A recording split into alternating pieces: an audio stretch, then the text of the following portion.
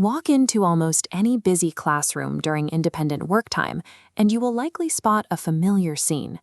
As the rest of the room buzzes with energy, one child sits quietly, completely focused, and already organizing their space. Without anyone asking, they start passing out papers, arranging materials, and helping the kids sitting nearby. They never interrupt the lesson. They stay entirely on task. Because this child causes absolutely no problems, the adults in the room usually share the same reaction. They see a student who is highly responsible, exceptionally mature, and doing perfectly fine. This unquestioned praise masks a hidden reality. That effortless maturity is actually an internal management system, a response to a world that hasn't always felt stable. Watch their body language a little closer. You might notice them flinch slightly if a heavy book drops, or see their eyes constantly scanning the room, keeping track of where everyone is at all times. They watch the teacher with an intense, calculated focus.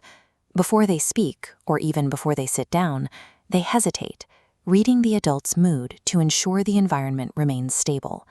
This constant vigilance is a state known as hyper-awareness. Hyper-awareness is an elevated state of sensory sensitivity where a person is constantly scanning their surroundings for potential threats. It looks exactly like being helpful, but it stems from an entirely different impulse. For this specific child, staying ahead of tasks and assisting peers functions as a highly effective, calculated strategy. If you stay quiet, stay helpful, and anticipate everyone's needs, you stay safe. To understand why this happens, we have to follow the child home. Away from the structured roles of school, the environment shifts into something tense and deeply unpredictable. The moment they walk through the door, their behavior adapts. Without being asked, they start cleaning up the kitchen, staying perfectly quiet, and carefully watching the adults in the house to anticipate any sudden changes in mood. This diagram illustrates the psychology at play. A chaotic, shifting outer circle presses inward on a smaller, rigid inner circle.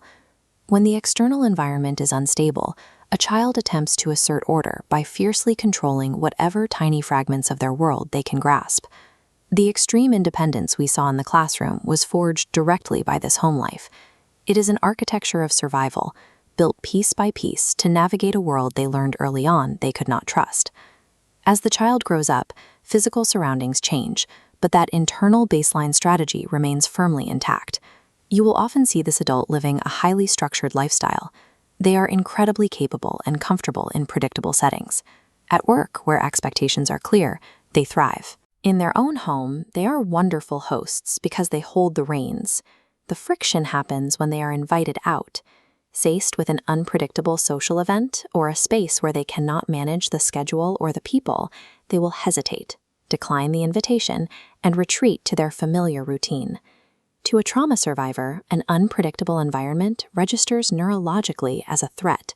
Without a clear structure to follow, the brain's alarm system stays active, making safety impossible to find. These strict social boundaries and daily routines are ingrained emotional echoes. They are the lingering habits of a time when being perfectly prepared and in total control was the only way they could guarantee their survival. Standing alone in a perfectly controlled environment, the pressure finally drops. We see the intense physical relief of reclaimed safety. From the outside, society easily labels this behavior as introversion, rigidity, or a fierce desire for independence. Underneath that label is an invisible, lifelong practice of self-protection. These highly restrictive routines are rarely conscious choices. They are enduring, deeply embedded echoes of early childhood trauma, playing out long after the original threat has passed. Understanding this reality allows us to shift our perspective.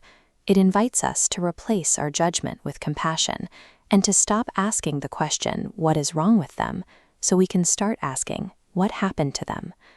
We are reminded that human behavior is never random.